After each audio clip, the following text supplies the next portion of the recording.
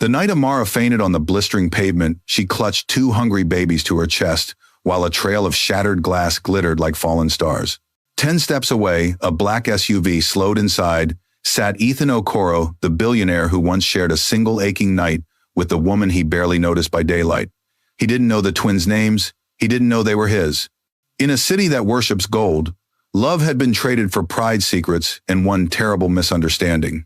When Ethan lifts one crying child and the wail softens in his arms, fate whispers a truth Amara has buried for 2 years. But some truths refuse to stay quiet. Tonight, a lie will break, a family will be tested, and a choice between safety and love will demand an answer. Before we dive in, tell me where you're watching from and what time it is right now. Drop your city and local hour in the comments. If you love dramatic African stories with real heart, hit subscribe so you never miss a chapter. Amara's hands trembled as she set the breakfast table in the sprawling mansion of Ethan Okoro. The sun poured golden rays across polished silverware and crystal glasses, yet to her they were nothing more than objects belonging to a world she could never touch. 2 years before she fainted on that street, her days were filled with silence, service, and sacrifice. She had learned to exist like a shadow, moving swiftly and quietly, making sure every corner of the billionaire's home gleamed while ignoring the sting of his cold remarks. "Good morning, sir," she whispered that day, as Ethan entered tall and imposing, his dark suit sharp, his expression harder still. He didn't look up. He never did. His eyes, gray and steely, were glued to his phone, as if the world outside its glowing screen didn't matter. "The coffee's cold," he muttered, though steam still rose in the cup. Amara lowered her gaze. "I'll make you another one, sir." "Don't bother. I'm late." His voice carried the weight of finality, a dismissal that echoed louder than the slamming door he left behind. She remained still for a moment, staring at the untouched breakfast. A deep sigh escaped her chest.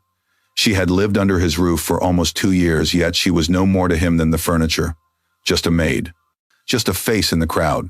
But Ethan's indifference was not what gnawed at her heart. What haunted her were the letters from home. Every coin she earned went to her mother's medicine and her sister Ninkem's school fees. Her dreams had shrunk into mere survival to keep her family alive, to give her younger sister a chance at a brighter tomorrow. Later that day, as Amara dusted the library, voices drifted through the heavy oak door of Ethan's office. She paused, her feather duster frozen midair. "You're impossible, Ethan." The voice was sharp, cutting through the stillness.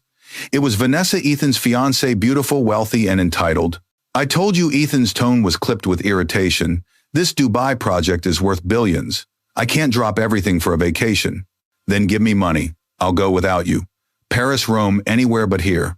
Sarah will come with me. You can marry your precious work." The silence that followed was thick, broken only by Ethan's exhausted sigh. "Fine. Take what you want." Amara turned away from the door, her heart heavy with a sadness she couldn't explain. She had seen this pattern before. Vanessa demanded, Ethan provided, and love was measured only in luxury. It wasn't her place to judge, but she couldn't help but pity the man who thought affection could be bought. Weeks later, Vanessa left with her mountains of designer luggage, barely sparing Ethan a kiss goodbye. From her small attic room above the garage, Amara watched the departure. She had no idea this exit would set in motion a night that would unravel her entire existence. Ethan grew more withdrawn. Nights passed with the glow of his office lamp burning until dawn. Meals went untouched. His sharp suit and immaculate grooming began to falter, replaced by wrinkled shirts and unshaven stubble. Amara longed to ask if he was all right, but she had learned the boundaries of silence. Until one evening, the walls broke. She had been washing dishes when she heard it, the muffled sound of sobs. Real broken sobs. Amara crept closer to the office door, heart pounding. Ethan's voice, raw and pleading, leaked through the wood. "Answer me, Vanessa. Please, just answer." The phone rang endlessly unanswered while Ethan's cries echoed in the void. Amara bit her lip, torn between walking away and stepping in. In that moment, she saw not the billionaire with his fortress of wealth, but a lonely man shackled by betrayal. The next day, the truth slipped through the staff like whispered wind. Vanessa had been spotted across Europe with another man, her new lover, flaunting Ethan's money. Photos of their stolen kisses in Paris circulated online. That night, Amara found Ethan crumpled at the foot of the marble staircase, whiskey bottle rolling beside him. His usually controlled composure shattered, his hair disheveled, his eyes red. Mr. Ethan. Amara dropped to his side, panic flooding her veins. He blinked up at her. "Amara? Is that you?" "Yes. Please let me help." She slung his heavy arm over her shoulder, guiding him slowly up the stairs. The scent of alcohol clung to him, mingled with something else, grief so heavy it nearly drowned him. "She's gone," he whispered brokenly. "Vanessa, she left me for someone else." Amara's heart ached, though she knew she shouldn't feel this way for her employer. She had seen him as cold, distant, unreachable. But here he was, human at last, crumbling in her arms. In his bedroom, she settled him on the bed and poured a glass of water. "Don't go," he murmured suddenly, grasping her hand with surprising strength. "Please, I can't be alone." She hesitated, torn between propriety and compassion. But something in his pleading eyes kept her rooted to the chair beside his bed. Hours passed. Ethan talked, really talked, for the first time. About his lonely childhood, about parents who loved money more than him, about building his empire to fill an emptiness that success never healed. Amara listened, offering words that soothed without judgment. "You're kind," he whispered at last, his gray eyes softened. "So different from her. Tell me, do you think anyone could ever love a man like me?" Amara looked at him, really looked. Beneath the wealth, the arrogance, the armor, there was a boy who had never been loved. "Everyone deserves love," she said quietly. "Real love. Not the kind you buy." He shifted closer, his hand brushing hers. "Then call me Ethan. Just Ethan." The sound of his name on her lips bridged a gap she hadn't known was crossable. When he kissed her, she didn't pull away. One kiss became another, and soon 2 wounded souls found solace in each other's arms. The night blurred into whispers, touches, and a desperate need to forget pain. For Ethan, it was vulnerability stripped bare. For Amara, it was the terrifying sweetness of being seen. When dawn broke, she woke beside him, heart thundering with regret and wonder. She dressed quietly, her tears wetting the pillow, as he slept peacefully for the first time in months. Back in her small attic room, she sat trembling. What had she done? She was just a maid. He was a billionaire. That night had been a mistake, a beautiful, terrible mistake. Her phone rang. It was Nkem, her younger sister. "Amara, you must come home." "Mama." "She's very sick. Doctors say she may not last." Amara's heart plummeted. She packed what little she had, leaving a note of apology for the housekeeper. She didn't dare say goodbye to Ethan. She didn't dare face the man she had crossed an unforgivable line with. The long bus ride home blurred with tears. She returned to a world smaller but heavier, where her mother's illness consumed their days. Despite every effort, the inevitable came. Her mother died, leaving debts piled high, and 2 daughters clinging to Amara for strength. Weeks later, standing in a dim bathroom with trembling hands, Amara stared at the test strip. Positive. Her breath caught. Ethan's child. No children. She collapsed onto the cold floor, realization crashing in. She carried his legacy inside her, but she knew she could never tell him. To Ethan, she would be nothing but a schemer, another Vanessa, another woman chasing his fortune. She would raise them alone, whatever it took. What she didn't know was that fate had other plans. The children she carried would one day pull Ethan back into her life, not with lies or money, but with innocent voices that would call him a name he never thought he deserved, Daddy. The rain swept across the red-soiled streets of her village the night Amara brought her twin daughters into the world. The old clinic flickered under the dim glow of kerosene lamps, its walls damp with the scent of disinfectant and exhaustion. The midwife's voice trembled with both wonder and warning. 2 girls, Amara. Healthy, strong, but you must rest, you must eat. Carrying twins has drained you. Amara, drenched in sweat, cradled the tiny bundles close. Zara, the firstborn, wailed with a fierce determination, as if announcing herself to the world. Leora, the younger, blinked up at her mother with quiet, searching eyes. Amara pressed trembling lips to each small forehead, whispering promises she wasn't sure she could keep. You will never feel abandoned. You will never know hunger. You will never grow up believing love is something money buys. But promises she soon learned were heavy chains when the world gave you nothing. Her days became an endless cycle of survival.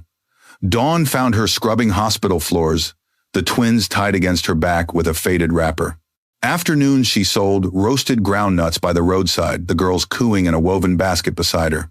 Nights she took in laundry from neighbors, her fingers raw and blistered while her babies slept in the corner of their tiny mud brick home. The village whispered. Who is their father? She hides something. A maid returns from the city suddenly with children. Some women looked at her with pity, others with contempt. Amara bore the stairs in silence, shielding Zara and Leora from the cruel words that floated in the air. Her sister Nikum tried to help, postponing her college dreams to care for the babies, but Amara's guilt gnawed like an open wound. She had stolen her sister's future as surely as fate had stolen hers. Months bled into a year. On the twins' first birthday, Amara had nothing but a piece of sweet yam she roasted over coals, cutting it into tiny portions as if it were cake. The babies clapped their hands in delight, smearing the soft pulp across their faces. Their laughter filled the one-room house, echoing louder than the hunger gnawing at Amara's stomach. She hadn't eaten all day again. "Why are you so thin?" Amara Ninkem scolded that night, her voice breaking. "You give them all your food. You'll collapse one day." "I'm fine," Amara lied, forcing a smile. But her reflection in the cracked mirror told the truth. Hollow cheeks, tired eyes, the kind of fragility that made her appear older than her years. And collapse, she did. One sweltering afternoon, returning from a double shift at the hospital, Amara's legs buckled beneath her. Zara and Leora wailed in terror as their mother slumped to the ground, clutching them desperately to her chest. Dust rose in small clouds as passers-by glanced, some whispering, others turning away. In a city where survival hardened hearts, few stopped to help a poor woman with crying children. Her world blurred. The cries of her daughters pierced through the haze until another sound cut across the screech of tires, the slam of a car door, a voice that froze her blood. "Amara!" She forced her eyes open. Through the haze, she saw him, Ethan Okoro. Older, sharper, dressed in an expensive suit, his expression twisted with shock. He knelt beside her, his cologne and wealth clashing with the dust and sweat clinging to her skin. "What happened to you?" His voice was urgent, unfamiliar in its concern. She tried to sit, holding the twins close. I'm fine." "You're not fine." His eyes dropped to the children. For the first time he noticed them fully, their identical curls, their small hands gripping his sleeve. And then the detail that struck him like lightning, Zara's gray eyes. His eyes. "Whose children are these?" The question sliced through the air. Amara's heart slammed against her ribs. In that instant, fear drowned out reason. If she told him the truth, he might take them. If she admitted what happened that night, he might accuse her of scheming, of trapping him like Vanessa once did. So she lied.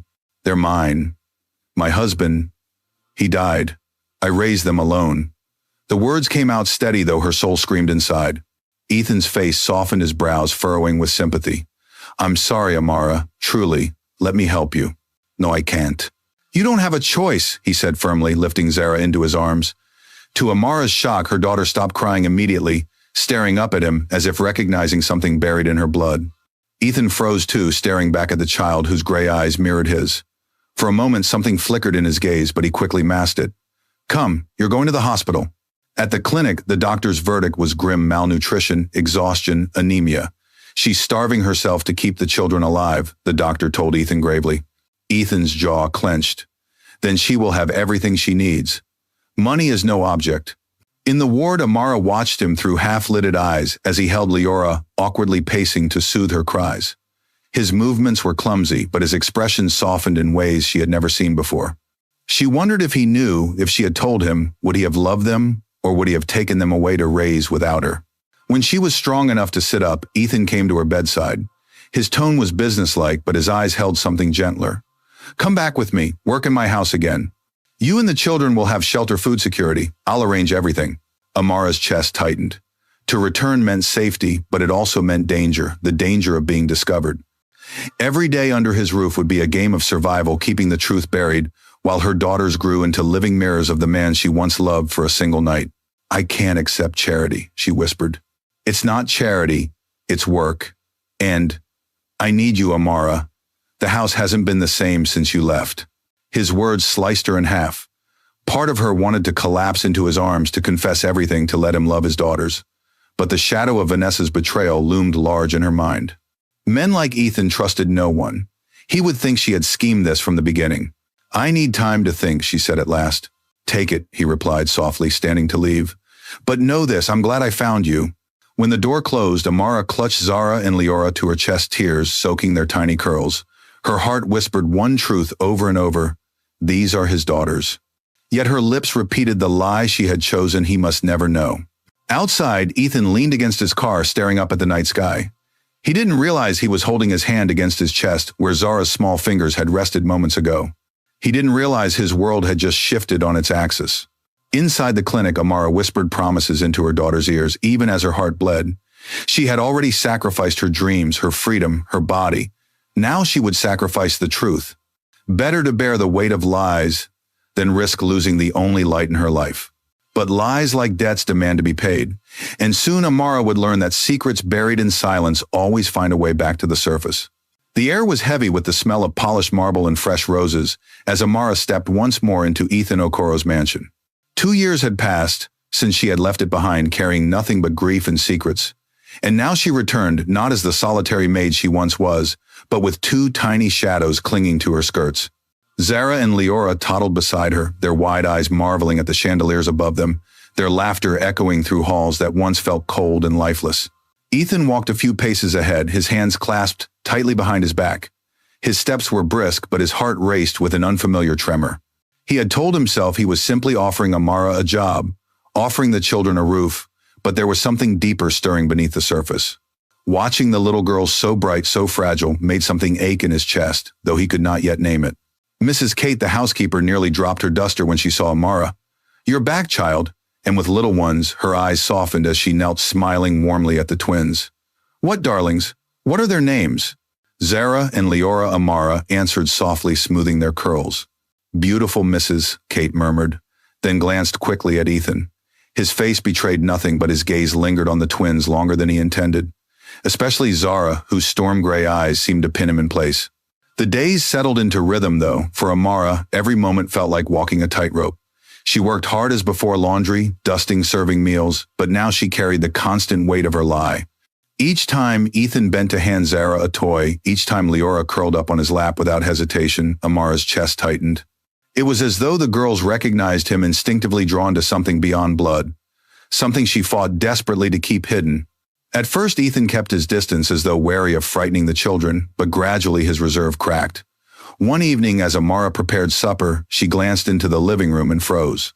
Ethan sat cross-legged on the carpet, his expensive shirt sleeves rolled up while Zara and Leora stacked wooden blocks on his knee. When the tower toppled, their laughter rang out, and to her astonishment, Ethan laughed with them, an unguarded, genuine laugh she had never heard before. Amara's heart clenched. This was dangerous. Still, the mansion was not the same as the one she had left. There was someone new now, a young chef named Chaik, hired during her absence. Chaik was warm, quick, with a smile, and adored by the staff. Unlike Ethan, he didn't command silence or fill rooms with tension. Instead, he whistled while he cooked, told stories to the maids, and taught Zara and Leora how to knead dough with flour-dusted fingers. "They like him," Mrs. Kate observed one afternoon as Amara watched from the doorway. The twins giggled while Chaik flipped pancakes onto their plates, pretending to juggle the spatula like a clown. "Yes," Amara admitted softly. "They do." "And you?" Mrs. Kate asked with a pointed glance. Amara didn't answer. Chaik, however, had no intention of hiding his feelings. One evening, as the twins slept and Amara helped clean the kitchen, he leaned against the counter, wiping his hands on a cloth. "You work too hard, Amara," he said gently. "When was the last time you did something for yourself?" She smiled faintly, shaking her head. "I don't have that luxury." "Maybe you should. Life is short." He hesitated, then added, "I could take you somewhere. Dinner. Just us. You deserve joy, not just survival." Her breath caught between gratitude and fear. "Chaik, think about it," he said, his dark eyes earnest. "I don't care about your past. I care about you." But in the shadows of the corridor, Ethan stood unseen, listening. A storm churned in his chest, though he couldn't explain why. He had no claim on Amara. She was his employee, nothing more. And yet the thought of her smiling at another man twisted his insides with something he had long denied: jealousy. That night, unable to sleep, Ethan opened the leather-bound journal he kept hidden in his desk. His pen scratched across the page in restless confession. She is back, but she feels further away than ever. She smiles at him the way she used to smile at me. She lets him near her children. Why does it bother me so much? They are not mine. They cannot be mine. And yet when Zara looks at me, it feels like staring into a mirror. Am I imagining things? Or have I already lost something I never truly had? Meanwhile, Amara lay awake in her small room, staring at her daughters curled beside her. Every day the lie grew heavier. Every day Ethan's kindness toward the girls cut deeper. And every day Chaik's patience and warmth offered a glimpse of the life she could have, safe, ordinary, free of secrets. One afternoon, Ethan confronted her unexpectedly. He found her folding laundry in the servants' quarters, the twins napping in the corner. "Amara," he said, his voice low, "may I ask you something about your husband?" Her hands froze on the tiny dress she was folding. What about him? You never speak of him. Not his name, not how you met, not how he died. It's as though he never existed. Don't your daughters ask about their father? Her throat tightened. They were too young when he passed. They don't remember him. When did he die? Ethan pressed his gaze, searching her face. Her pulse thundered. Why are you asking me this? Because Ethan said quietly, the timing doesn't make sense. You left 2 years ago. The girls are 2 years old. When would you have had time for a wedding, a marriage, a pregnancy? The folded dress slipped from her fingers. Panic clawed at her chest. I don't have to answer your questions, Mr. Okoro. I work for you. That does not mean you own my past. She stood quickly, but before she could flee, his hand gently caught her wrist. Amara, he said softly, his gray eyes searching hers. I am not trying to hurt you. I am only trying to understand. Because sometimes, when I look at those girls, I feel... He broke off, his voice trembling. Feel what she whispered, terrified of the answer. Like they belong here, with me. Like I've known them all my life. Her heart thudded painfully. She pulled free, turning away so he couldn't see the tears brimming in her eyes. You're imagining things, she murmured. But that night the truth gnawed at her until she could no longer breathe. Sitting across from Cheek in the quiet kitchen, she took a trembling breath. What you asked me before, about dinner, about us. Cheik's face lit up with hope. Yes, I think I'm ready. He reached across the table, taking her hand with warmth and certainty. Amara, I've waited to hear that. I know your life is complicated, but I don't care. I love you. I love your girls. I want us to build a life together. Her tears spilled as he spoke, his sincerity carving open a wound she had tried to hide. When Cheik whispered, marry me, her breath caught. Yes, she whispered at last. Yes, I'll marry you. From the shadows of the hallway, unseen, Ethan's world collapsed. He had told himself he had no right to feel anything for her. But hearing the word marry tore through him like a blade. His pen would record it that night in shaky scrawls. She's marrying him, and I have no right to stop her. But God help me, I cannot watch it happen. The lie Amara had clung to for years was unraveling thread by thread, and soon it would no longer be hers to control. The days that followed were a blur of arrangements, whispers, and emotions. Amara could barely keep in check. Cheik was radiant, almost boyishly happy, as he began making plans for their engagement ceremony. He spoke of flower, garlands, music, friends, and family, of how the twins could scatter petals down the aisle. His laughter filled the mansion's kitchen every night, his joy spilling into every corner. For Amara, the picture looked perfect, a kind man who loved her daughters as if they were his own, a promise of safety after years of hardship. Yet her heart ached with a different kind of heaviness, because safety wasn't the same as truth. Ethan, meanwhile, masked his turmoil behind polite smiles and long hours in his office. He threw himself into work, but nothing distracted him from the sound of Zara's giggle echoing in the halls, or the way Leora's small hand sometimes slipped into his as they walked through the garden. His chest tightened every time he caught Amara's eyes, only for her to look away, her gaze full of unspoken words. The mansion staff whispered quietly among themselves. Mr. Ethan doesn't seem himself, one maid said. He paces at night like a restless lion. Another added, and those children, don't they remind you of him? But no one dared say such things aloud where Ethan could hear. One evening, Ethan stood by his office window staring out at the darkening sky. He had just returned from a meeting, yet instead of triumph from closing a major deal, he felt only emptiness. On his desk lay his journal open to a half-finished sentence. His pen scratched shakily across the paper. She will marry him. She deserves happiness. But why does it feel like I am losing more than I ever had? Sometimes when Zara looks at me with those gray eyes, it feels like the universe is mocking me. Could it be? No, it cannot. And yet I cannot stop wondering. Downstairs, Cheik and Amara sat with the twins at the dining table. Cheik entertained them by balancing an apple on his head, while Zara clapped and Leora squealed with delight. Amara laughed softly, her first real laugh in weeks. Yet in the same instant, her gaze flicked to the doorway, where Ethan stood silently watching. His face was unreadable, but his eyes burned with something she dared not name. She quickly looked away, her heart pounding. Later that night, when the twins were asleep and the house had grown quiet, Ethan found himself wandering to the garden.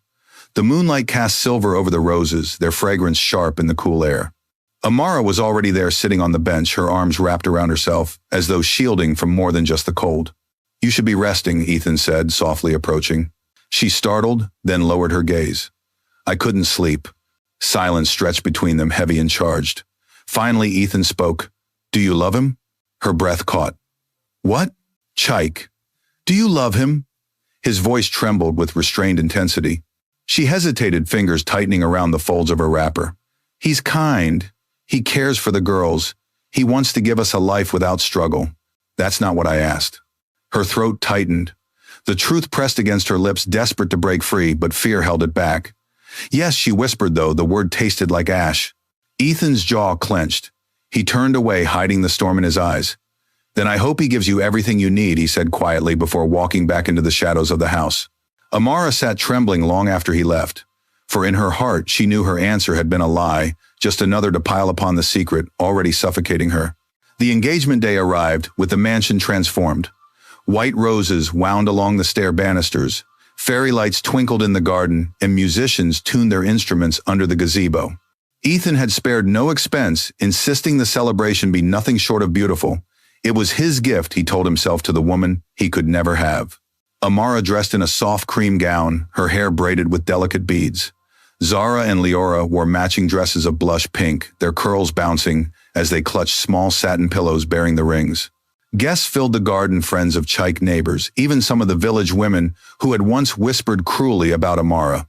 They now marveled at the transformation, the once poor maid marrying a good man in the mansion of a billionaire. Ethan stood at the edge of the crowd, his face calm, but his hands clenched into fists in his pockets. He watched as Chike beamed, taking Amara's hand under the arch of flowers. He watched as the twins toddled forward with the rings, their small voices, carrying sweetly over the hush of the crowd. But then the world tilted. Instead of handing the rings to Chike, Zara tugged at Ethan's sleeve. Daddy, she said clearly, her gray eyes shining, you put the ring on Mama. The garden froze in stunned silence. What? Ethan knelt instinctively, his voice unsteady. What did you say, sweetheart? You're our daddy, Leora chimed in, holding out the tiny pillow with the rings. Mama told us. Gasps rippled through the crowd. Chike's smile vanished. Amara went pale, her heart hammering so hard she thought it would tear through her chest. No, she whispered hoarsely. No, I never. But it was too late. The twins had spoken their truth, the truth her lies had tried to bury. Ethan stared at the little girls, then at Amara. His gray eyes blazed with questions, pain, and something deeper, something that terrified her. Amara, he said, his voice trembling yet firm, we need to talk. Now. He took her hand, ignoring the shocked murmurs of the guests, the fury in Chike's eyes, the confusion on the children's faces. Together they disappeared into the house, leaving behind a garden heavy with broken whispers. Inside, in the stillness of his study, Ethan turned to face her. His voice was barely a whisper, but it carried the weight of years. Tell me the truth. Are Zara and Leora my daughters? Amara's knees weakened. She clutched the edge of the desk, tears spilling freely at last. The dam she had built with lies was collapsing, and there was no escape left. Yes, she whispered, her voice breaking. They've always been yours. The room spun with silence. Ethan staggered back a step as though struck. His hands trembled at his sides, his breath shallow. Years of suspicion, longing, denial, all of it crystallized in a single devastating truth. His daughters. His blood. And Amara, the woman he had loved and lost, the woman he had once thought invisible, had hidden them from him. The confrontation that would follow promised to shatter everything: Chike's love, Amara's fragile world, Ethan's pride, and the innocence of the children caught in between. But for now, all Ethan could do was whisper the word he had never imagined himself, saying aloud yet now felt carved into his very soul. Mine. Ethan's whisper seemed to reverberate through the very walls of the study. Mine. The single word made Amara's legs tremble, as though the earth had shifted beneath her. She had known this moment would come someday, had feared it, prayed against it, but now that the truth was out, her voice and courage deserted her. Ethan paced across the room, his expensive shoes clicking sharply against the polished floor. His face was pale, his jaw tight, his hands clenched, as if struggling to contain the storm inside him. Finally, he turned to her, his gray eyes blazing.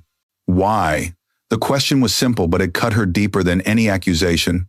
Why did you hide them from me? 2 years, Amara. 2 years you let me live without knowing I was a father. Amara's tears fell freely now.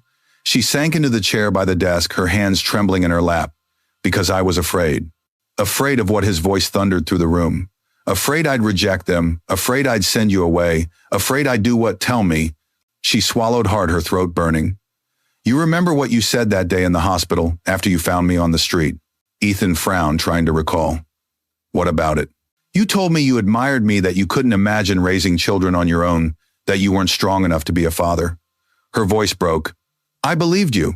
I thought if you knew the truth, you would see me as a burden, or worse, you'd take them from me because you had the power, the money, the lawyers. I couldn't risk it.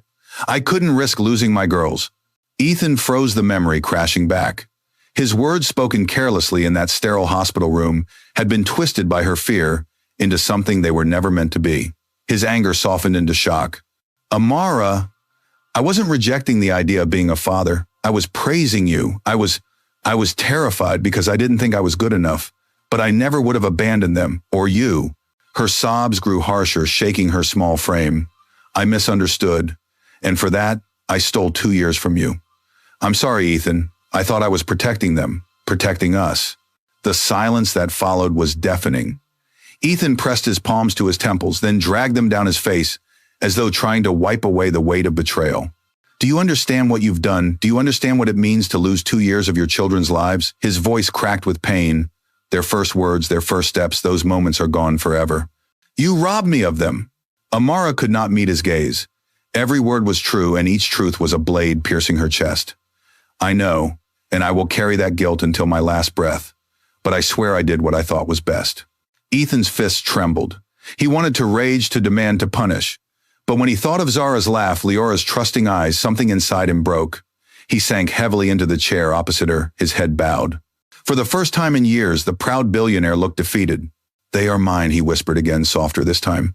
Nothing can change that, and I will not let them grow up calling another man father. The words struck Amara like lightning. Chaik, she breathed. She had forgotten in the heat of this confession, the man waiting outside in the garden, the man who had loved her and her daughters openly, sincerely, and who now stood humiliated before guests and neighbors. As if summoned by her thought, the door burst open. Chaik stormed in his face, red with fury, his eyes blazing at Ethan. Is it true? He demanded, his voice echoing in the study. Are they yours? Ethan rose to his feet, slowly towering over him. Yes, they are mine, my blood, my daughters. Chaik's chest heaved as though he had been struck. He turned to Amara, his voice breaking. 2 years, Amara. 2 years I loved those girls, believed they could be mine. And all this time you let me live a lie. Amara stood reaching toward him. Chaik, please. He pulled back sharply. Don't touch me. Don't speak to me. I would have given you everything, Amara. I would have raised them as my own. But you chose to live in lies. You chose to betray my trust. Ethan's eyes flicked to Chaik, his tone cold. Don't speak to her like that. Don't you dare tell me how to speak, Chaik spat, rounding on him. You have everything, wealth, power, this house.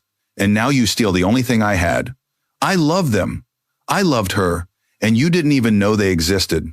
They are not something to be stolen, Ethan snapped, his voice rising. They are my children, my flesh and blood. The confrontation burned like fire, each man's pain colliding with the other's. Amara stood between them, trembling, feeling her world splinter. Finally, Chaik's anger turned to sorrow. His shoulders sagged, his voice breaking. I can't stay. I can't marry a woman who lies to me. I can't raise children who already have a father. His eyes glistened with unshed tears. Goodbye, Amara. He turned and walked out, the sound of the door slamming reverberating like a final heartbeat. Amara collapsed into the chair, sobbing.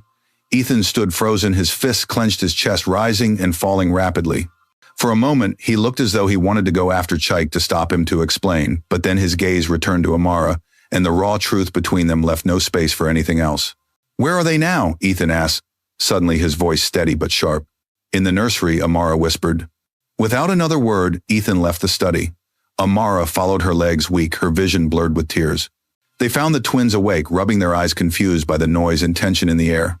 Zara toddled toward Ethan instantly, her small arms raised. Daddy? The words shattered what little restraint he had left. Ethan dropped to his knees, scooping both girls into his arms. They clung to him, babbling their laughter, filling the room as though they had no idea of the storm raging around them. Tears slid down Ethan's cheeks, unheeded, as he held them close. I'm here, he whispered, his voice breaking. I'm your daddy. I'll never leave you again. Amara leaned against the doorframe, her body trembling with sobs. The sight of them together was beautiful and terrible all at once. This was what she had wanted to protect and what she had feared most. Ethan looked up at her, his gray eyes shimmering with both anguish and determination. From this day forward, he said firmly, his voice carrying the weight of an oath, no more lies. They are mine. And I will fight for them with or without you. The declaration left Amara breathless. For the first time, she realized the storm she had feared was only beginning. The truth had been unleashed, and nothing, not love, not fear, not lies, could contain it now. The mansion's walls seemed to hum with tension after that night. The guests had long since left in a haze of scandalous whispers, the garden lights still twinkling mockingly over scattered petals and abandoned wine glasses. Amara sat alone in her quarters, her daughters asleep beside her, staring at the ceiling, as if answers might be carved into its whitewashed surface. Her lie had collapsed. The truth was no longer hers to hold. Ethan knew the twins had spoken, and Chaik, the one man who had offered her a life of safety, was gone. The door creaked open. She tensed, fearing another confrontation, but it was Ethan. He stood at the threshold, his tall frame casting a shadow across the floor. His face looked worn, his tie loosened, his eyes red-rimmed, but his voice was steady. We need to talk. Amara rose carefully, covering the twins with a blanket before stepping outside. They walked together to the garden bench, where only hours earlier she had promised herself to another man. The fairy lights glowed softly overhead, the scent of roses still thick in the night air. Ethan broke the silence first. 2 years, Amara. 2 years I searched for answers, and all this time my daughters were growing up without me. Do you know what that feels like? Her voice trembled. Do you know what it felt like to raise them alone? To watch every coin vanish on food, medicine, rent? To work until my body gave out praying no one would take them from me? I lived in fear every single day. Fear of losing them. Fear of you. Of me. He sounded wounded, incredulous. Yes, she whispered. Because you had everything I didn't. Power, wealth, lawyers. If you had known about them, you could have taken them away with a signature on a paper. And what was I, a maid? A nobody. Ethan's jaw tightened. He leaned forward, his voice sharp. Do you truly believe I would have taken them from you? Do you think so little of me? Her tears spilled freely. I didn't know what to believe. I only knew I couldn't risk it. They're all I have. For a long moment, silence stretched between them, broken only by the chirping of night insects. Then Ethan exhaled slowly, the fire in his eyes softening into something else, hurt but also longing. They're all I have now too, he said softly, and I will not lose them. Amara's heart pounded. She had always feared this moment, but the conviction in his voice carried both promise and threat. What are you saying? I'm saying, Ethan replied firmly, that from now on I will be part of their lives. I will not be a stranger while another man raises my children. She flinched, Chaik's name lingering like a ghost in the night. But how, Ethan? How can we make this work? The twins barely know you. You're used to a world of power and business, not bedtime stories and scraped knees. Ethan's lips twisted into a sad smile. Maybe I don't know how to be a father, but I can learn. I want to learn. With them, with you. Her chest tightened painfully at his words. She wanted to believe him. She wanted to trust. But years of fear and betrayal, his coldness, Vanessa's cruelty, her mother's debts, her own mistakes, crowded in her mind like shadows. Before she could answer, the sound of soft footsteps interrupted them. Zara and Leora toddled into the garden, their small hands rubbing sleepy eyes. Mama Zara mumbled, tugging Amara's wrapper. We want Daddy. Amara froze. Ethan knelt immediately, his arms opening wide. I'm here, princesses. The twins scrambled into his embrace, their little heads nestling against his chest. Leora's voice was muffled against his shirt. Don't go away. Ethan kissed the top of their heads, his own tears falling unchecked. I'm not going anywhere. Not ever again. Amara stood watching, her heart unraveling. For the first time, she saw him not as the cold billionaire or the broken man of that long-ago night, but as a father, raw, imperfect, but fiercely determined. The following weeks were a whirlwind. Ethan insisted on giving the twins their own nursery, filling it with toys, books, and pastel-colored beds. He hired tutors and nannies, but Zara and Leora rejected them all, clinging only to Amara and, to her surprise, sometimes to Ethan. He tried awkwardly at first, reading bedtime stories that ended in confusion because he skipped whole pages, attempting to braid Zara's hair only to leave a tangled mess, carrying both girls at once until he nearly toppled over. But he laughed through his failures, and the girls laughed with him. Slowly, Amara saw their bond grow. Yet the outside world was less forgiving. News of the scandal leaked snippets of gossip from guests at the engagement. Soon headlines screamed across tabloids, billionaire's maid secretly bears his twins. Paparazzi swarmed the mansion gates. Business partners raised eyebrows. One evening, Ethan stormed into the kitchen, his phone buzzing nonstop. They're calling emergency meetings. The board wants explanations. They think this makes me weak. Amara, stirring soup on the stove, looked up with weary eyes. And what do you think? I think I don't care, Ethan said, slamming the phone on the counter. Let them whisper. Let them doubt. For once in my life, I have something worth fighting for. She stared at him, shaken by his conviction, yet fear gnawed at her. But what about us, about me? They'll call me names. Gold digger, opportunist, a maid who trapped a billionaire. Ethan stepped closer, his gaze burning into hers. Let them. They don't know the truth. They don't know you. But I do, and I'll protect you, Amara. Whatever it takes. Her breath caught. The kitchen seemed to shrink around them, their proximity charged with memories of the night that started everything of whispered confessions and stolen kisses. His hand brushed hers briefly, a touch electric with unspoken promises. But before either could speak, Zara's giggle rang out from the doorway. Daddy, you have flour on your nose. Ethan laughed, wiping it off, the tension breaking. Amara exhaled shakily, clutching the spoon tighter.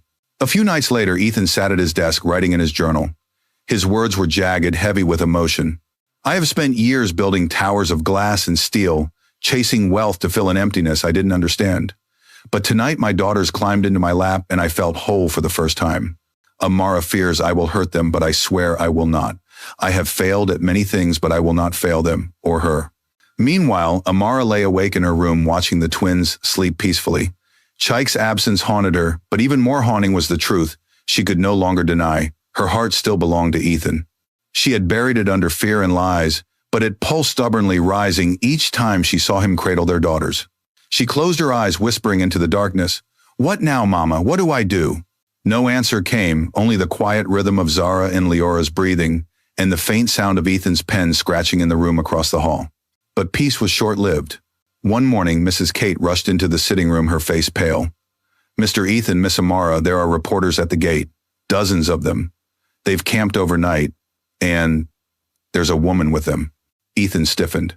"Who?" Mrs. Kate's lips tightened. "Vanessa." Amara's blood ran cold. The storm was far from over. The mention of Vanessa sent a shiver through Amara's body. That name was a shadow from another life, a ghost she had hoped never to see again. Ethan's face hardened, his jaw set like stone. Without another word, he strode toward the front doors. Amara, though, trembling, followed. She needed to see this for herself. Outside, the mansion gates were surrounded by a frenzy of reporters. Flashbulbs exploded like lightning, voices clamored, and microphones thrust forward as though they could pierce the iron gates. And at the center of it all stood Vanessa, elegant as ever, in a sleek white dress, her blonde hair glinting in the morning. Sunday she smiled like a queen, reclaiming her throne, her designer heels unbothered by the gravel beneath her. When Ethan emerged, the crowd surged. "Mr. Okoro, is it true? Did your maid bear your twins? Are you claiming the children as yours? Is your engagement with Vanessa truly over?" Vanessa raised her hand, delicately silencing them with the poise of someone born for spectacle. "Please allow me to speak." Her voice was honey dipped in venom. Ethan crossed his arms, his gaze cold. "What are you doing here, Vanessa?" She tilted her head, feigning innocence. "I came because I care. The world is watching you spiral, Ethan. Your reputation is crumbling, but I can fix it." Reporters leaned closer, sensing blood in the water. "Fix it," Ethan repeated, his voice low with warning. "Yes." Vanessa's eyes flicked toward Amara, who had stepped into view. Her smile faltered for only a second, then sharpened. "You've let yourself be trapped in a scandal with her." Her voice dripped with disdain. "But it doesn't have to destroy you. If you marry me as we planned, the media will spin this as a misunderstanding. We can raise the children in luxury quietly. She can continue to work here, of course. Everyone wins." Gasps rippled through the crowd. Cameras clicked furiously. Amara's stomach twisted in disgust. "You want me to stay as a servant in my daughter's home, while you parade as their stepmother?" Vanessa gave her a saccharine smile. "Better a stepmother in silk than a mother in rags." Before Amara could respond, Ethan's voice cracked through the air like a whip. "Enough." His eyes burned into Vanessa's. "You think you can come here, insult the mother of my children, and bargain with my family like pawns? You overestimate yourself." Vanessa's confident smirk wavered, but she recovered quickly. "Ethan, be realistic. You've built an empire. Do you want to lose it all over this? She gestured disdainfully at Amara. Amara flinched, but Ethan didn't hesitate. He stepped forward, his voice carrying over the clamoring reporters. Listen carefully, Vanessa. For the first time in my life, I am being realistic. I don't care about my reputation or the empire or what people whisper. I care about my daughters. I care about their mother, and I will never, ever trade them for you. The crowd erupted, flashes, blinding questions shouted over one another. But Ethan ignored them all, turning his back on Vanessa and reaching for Amara's hand. His grip was steady, his eyes fierce. Come inside. He led her back through the gates, slamming them shut as the guards blocked the reporters. Vanessa's shrill voice echoed faintly, You'll regret this, Ethan. You can't survive without me. Inside, silence fell. Amara's chest heaved, her heart pounding from the spectacle. You stood up for me, she whispered. Ethan looked at her, his expression softening. I wasn't standing up for you, Amara. I was standing up for us. For the family we should have been all along. Her breath caught. Words tangled in her throat. Before she could find them, a small voice called from the staircase. Daddy Zara rubbed her eyes, Leora clutching her hand. Why are people shouting outside? Ethan knelt instantly, gathering them both into his arms. Don't be afraid, my angels. They can shout all they want, but nothing will take me away from you. Leora nestled against his shoulder. Promise. Promise, he said, firmly kissing her forehead. Amara watched tears filling her eyes. She had never seen her daughters look so safe, so utterly loved. The sight was almost unbearable in its beauty. That night, after the twins had finally drifted to sleep, Ethan called a meeting in the living room. Amara sat tensely on the sofa. Mrs. Kate hovered nervously nearby while Ethan stood before them, his posture commanding but weary. I won't lie, he began. The media won't let this go. My board is panicking. Business partners are questioning my judgment. But I don't care. What matters is protecting this family. His eyes flicked to Amara. Our family. Amara's heart skipped a beat. And how do you plan to do that? By telling the truth, Ethan said simply, no more hiding. Tomorrow morning I'll call a press conference. I'll tell the world I'm the father of Zara and Leora, that I love them. He paused, his throat tightening, that I love their mother. Amara gasped softly, her hand flying to her mouth. Ethan stepped closer, his voice raw, vulnerable.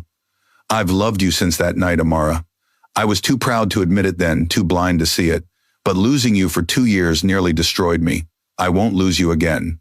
Not to fear, not to lies, not to anyone. Tears blurred her vision. Ethan, you don't know what you're saying. The world will tear us apart. They'll call me a gold digger, a liar. Let them, he interrupted, his tone firm. They can call you what they want. I know who you are. You are the woman who held me when I was broken. The woman who raised my daughters with nothing but grit and love. The woman who taught me that money cannot buy what truly matters. And I will fight for you until my last breath. Silence hung in the room, thick with emotion. Mrs. Kate wiped at her eyes discreetly, muttering, about time. Amara trembled, her defenses crumbling. For years, she had built walls of lies to protect her heart, but Ethan's words struck them down, one by one.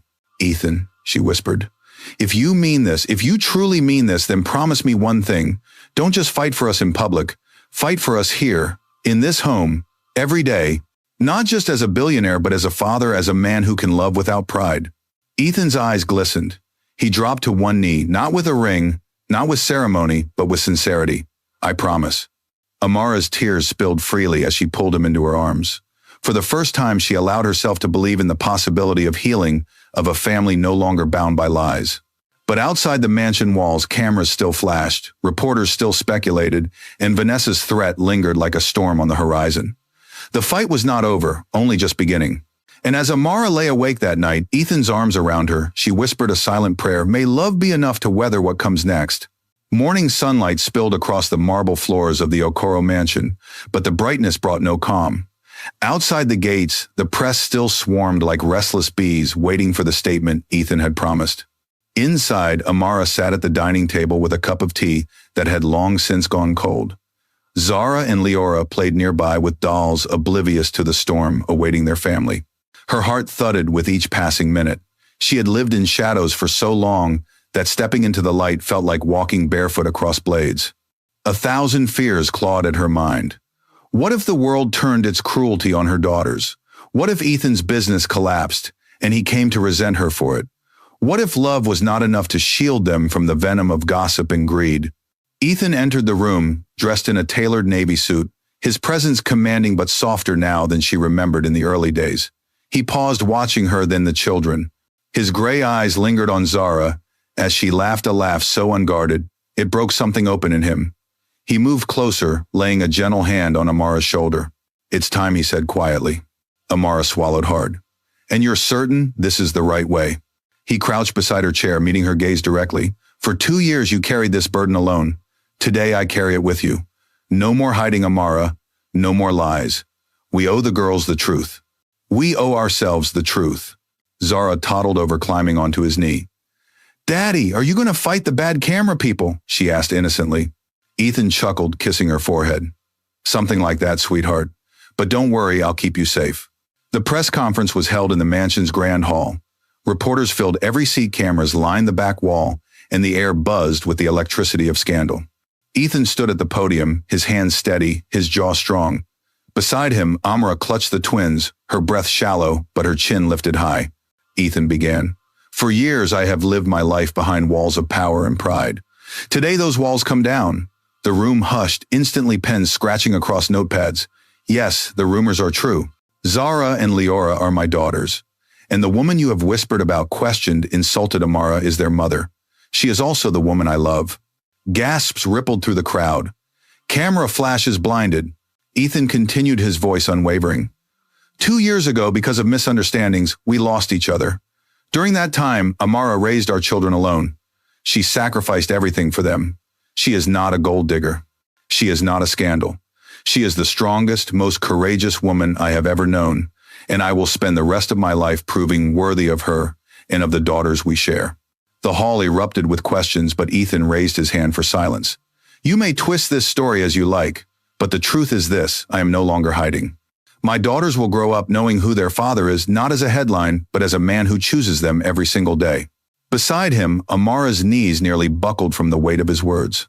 She had expected him to defend himself, maybe to spin the narrative, but not to lay his heart bare before the world. Tears burned her eyes as she held her daughters, closed their small hands clutching her arms. A reporter shouted from the back, "And what about Vanessa? She claims she can save your reputation if you marry her.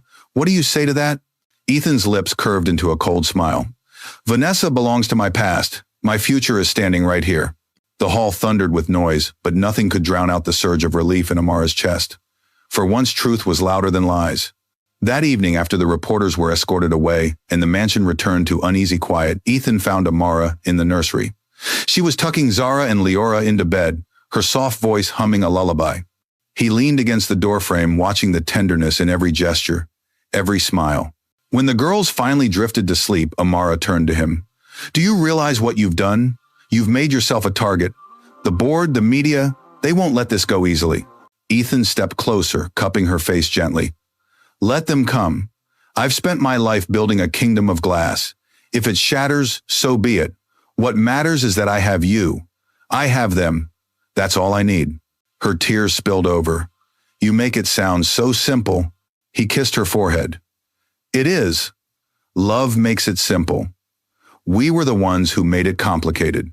She laughed softly through her tears, leaning into him for the first time in years without hesitation. But outside, shadows lingered. Vanessa seethed in her penthouse, staring at the headlines on her phone. Billionaire Ethan Okoro confesses twin daughters with former maid. Her glass of wine shattered against the wall as she screamed. "No," she hissed, pacing like a caged animal. "He doesn't get to humiliate me. He doesn't get to choose her over me." Her assistant entered timidly. "Ma'am, what shall we do?" Vanessa's eyes glinted dangerously. "We destroy them. All of them." The next week was a storm. Stock prices dipped. The board summoned Ethan to heated meetings. Reporters camped outside the gates. Every errand for groceries or supplies was met with flashing cameras and questions. Amara grew anxious, fearing for the twins' safety. One evening, she found Ethan sitting in his study, tie loosened, his face pale from stress. "They're threatening to force me out," he admitted, his voice hoarse. "They say my reputation is bad for business. They want me to step down as CEO." Amara's chest tightened. "And what will you do?" He looked up, weary but resolute. "I'll walk away before I ever walk away from my family." Her heart squeezed at his words. She knelt beside him, taking his hand. "Ethan, I don't care if you lose the company. I care if you lose yourself. The girls don't need a CEO. They need a father. And I need the man who has been fighting for us." For the first time in weeks, he smiled faintly, squeezing her hand. "Then that's who I'll be." That night, as Zara and Leora snuggled between them in the massive bed, Amara felt something she hadn't known in years: peace. For all the storms inside this room was a family, messy, imperfect, but real. Zara whispered sleepily, "Daddy, will you marry Mama now?" Amara's cheeks flushed. Ethan chuckled, pressing a kiss to his daughter's curls. "One day soon, princess." He met Amara's eyes across the pillows, and the unspoken promise between them made her heart race. For the first time, she allowed herself to believe in a future, not just survival, not just fear, but love. But Vanessa's threat loomed in the shadows, and Amara knew their hardest battle was yet to come. The days that followed felt like walking on the edge of a blade.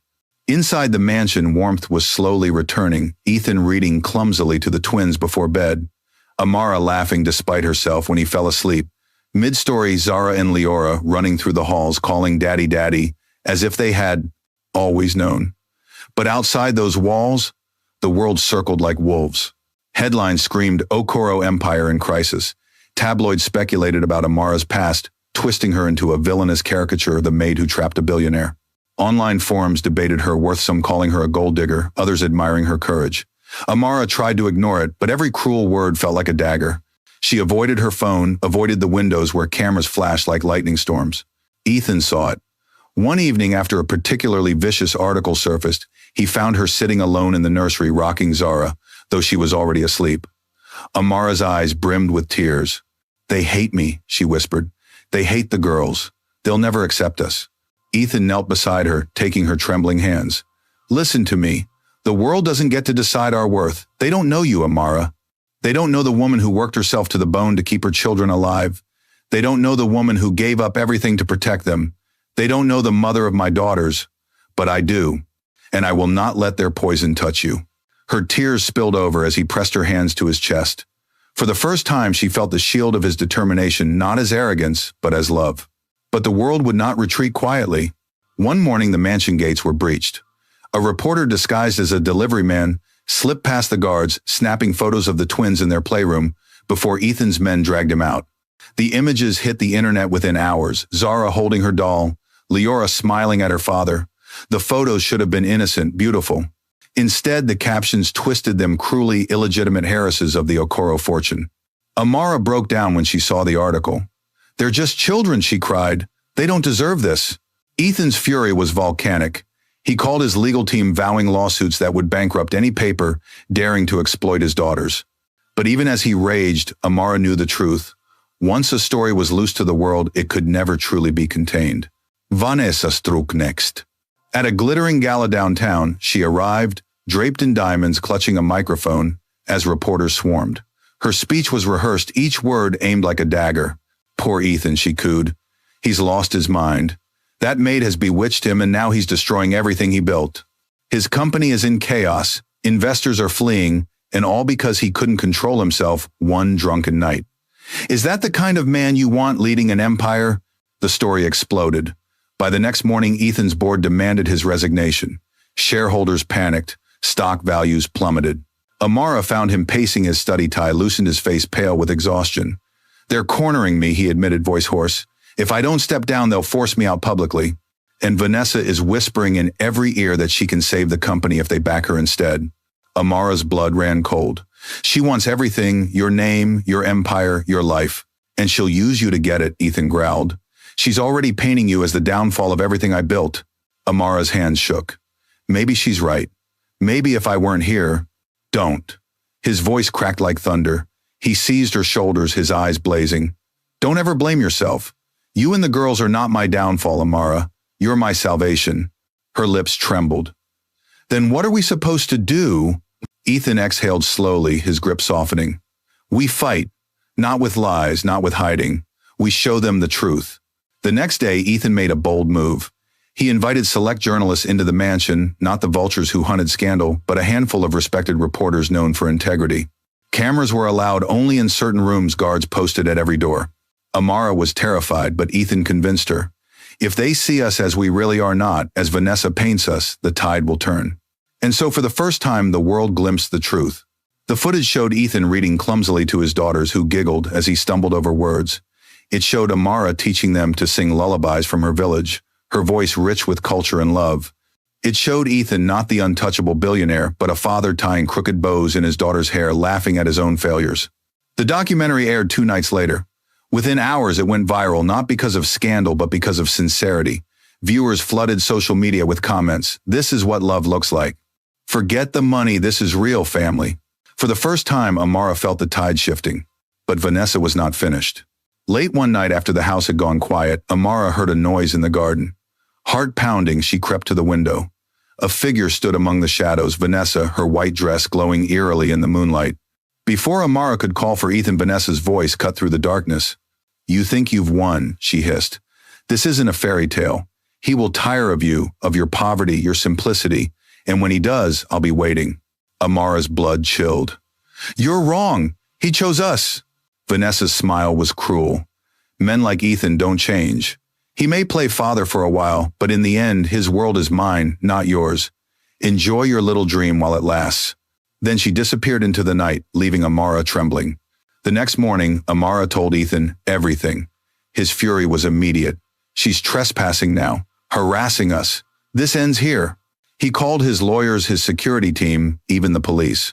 For the first time, Vanessa faced consequences, restraining orders, public exposure of her schemes, investors turning on her for manipulation. And yet the scars she left lingered.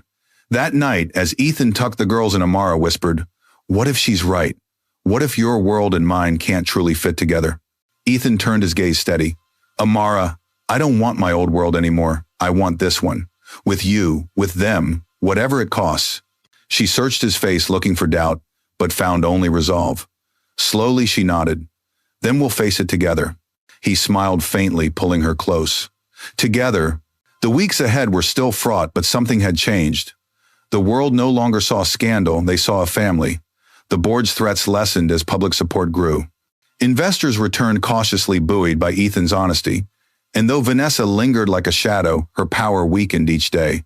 For the first time, Amara felt hope, not fragile, trembling hope, but something stronger, something like belonging. Yet deep inside, she knew one final battle remained. A battle not of business or reputation, but of the heart. Ethan had declared his love before the world. But would he truly stand by it when the dust settled? Would he truly marry the woman he once dismissed as invisible? That answer was coming, and it would change everything. The air in the mansion was lighter now, though beneath it, currents of tension still lingered. Weeks had passed since Vanessa's midnight intrusion, and though her name still occasionally flared in the tabloids, her power was fading. The restraining order kept her from the gates, and the board, faced with public support for Ethan's newfound honesty, had grudgingly stepped back. For the first time in months, Amara allowed herself to breathe. Yet peace, she discovered, brought a new kind of uncertainty. What next? Would Ethan truly stand by his promises once the media circus grew quiet? Would the fire in his eyes dim when the burden of daily fatherhood wore on him? She feared hope as much as she longed for it. One evening, Ethan called Amara and the twins into the garden. The fairy lights twinkled above the air, rich with the scent of hibiscus. Zara and Leora skipped ahead, their laughter bright as bells. Amara walked more slowly, her heart thudding. Something about the way Ethan moved, nervous, deliberate, told her this was no ordinary evening. He stopped beneath the old oak tree, the same place where so much of their story had fractured and mended. A small table was set there, covered in flowers, candles flickering in the dusk. "Ethan," Amara whispered, clutching the twins' hands. He turned, his gray eyes soft but determined. "Amara, 2 years ago I was too blind to see what mattered. I thought money, reputation, power, that they were everything. But then I lost you. I lost 2 years with my daughters. And I will never forgive myself for that. Tonight I want to begin again. Not as the man I was, but as the man I'm learning to be." Her breath caught as he sank to one knee, pulling a small velvet box from his pocket. Gasps from the twins followed, Zara's little hands clapping in excitement. "Amara," Ethan said, voice trembling, "you are the love I was too foolish to admit, the strength I never knew I needed, and the mother of the most precious gifts of my life. I don't want you to be my maid or my secret or my regret. I want you to be my wife. Will you marry me?" For a heartbeat, silence reigned. Amara's eyes blurred with tears, her body frozen with the weight of every moment that had led them here. She saw it all, the lonely nights, the hunger, the whispers of judgment, the laughter of her daughters, the tears Ethan shed in silence, the lies, the truth, the love they had both buried. And she saw the hope in his eyes, raw and unguarded. Zara tugged her hand. "Say yes, Mama," Leora chimed in, bouncing on her toes. "Please say yes." Amara laughed through her tears, a sound like release after years of captivity. She knelt to Ethan's level, cupping his face with trembling hands. "You hurt me once. I hurt you back with lies. We've both been broken. But if you are truly ready to build something real, then yes, I will marry you." The twins squealed with delight, wrapping their tiny arms around both parents. Ethan slipped the ring onto her finger, his hands shaking. It wasn't the grand diamond of his old life, but a simple band inset with 2 small stones, one for each daughter. The wedding was not the spectacle society expected. Ethan ignored demands for a royal-scale ceremony, turning instead to something small and deeply personal. Under the same oak tree where he proposed with only close friends, family, and a handful of trusted colleagues, they exchanged vows. Amara wore a simple ivory gown, her hair adorned with flowers from her village. Ethan, though still in a tailored suit, had left the corporate mask behind his smile, was unguarded, his eyes clear. Zara and Leora scattered petals with wild joy, shouting "Mama and Daddy forever" as the guests laughed. When it came time for vows, Ethan's voice trembled, but his words cut through the air with steady truth. "I promise to love you, not as a possession, not as a prize, but as my equal. I promise to honor the strength you carried when I was blind to it. I promise to be the father our daughters deserve, not through wealth but through presence, patience, and love. I promise to choose us every day, no matter the storms." Amara's vows came through tears. "I promise never again to let fear silence me. I promise to tell you the truth even when it hurts. I promise to build a home with you where love, not money, is the measure of our wealth. And I promise to remind our daughters every day that real strength is born from love." When they sealed their vows with a kiss, Zara and Leora clapped so loudly the guests laughed again. It was not a fairy tale ending. It was something rarer, real. Life after the wedding was not without challenge. The media still prowled, though their story now had fewer barbs. Ethan's company faced turbulence, but his honesty had oddly become a strength. Investors saw him not as untouchable but as human, and some trusted him more for it. Amara too grew. With Ethan's support, she founded a nonprofit for single mothers, offering education, childcare, and employment opportunities. She refused to be known only as the billionaire's wife. She wanted to be a voice for women who had once stood where she had, alone, afraid but unbroken. Zara and Leora thrived. They grew up in a home not of cold marble halls, but of warmth, laughter, and stories by firelight. They learned both privilege and humility, carrying both their mother's resilience and their father's devotion. Ethan and Amara often sat together late at night, watching their daughters sleep, whispering dreams for their future.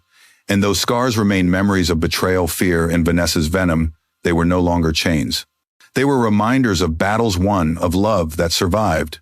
5 years later, under the same oak tree where so much had begun, Ethan and Amara sat together watching Zara and Leora chase their little brother, a boy with their father's gray eyes and their mother's smile.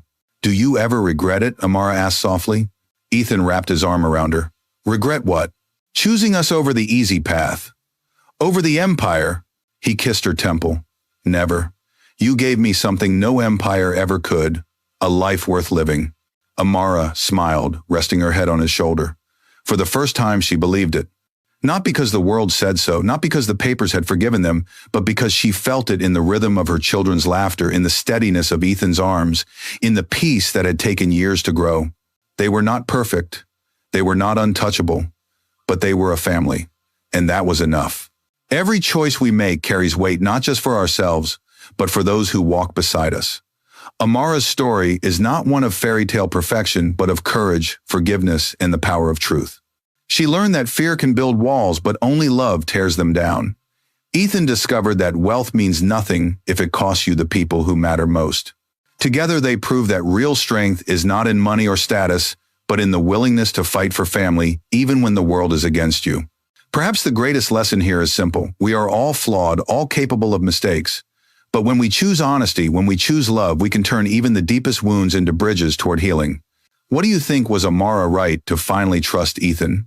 Have you ever faced a moment where fear held you back from truth? Share your thoughts in the comments. And if you believe in the power of love to change lives, don't forget to subscribe for more stories.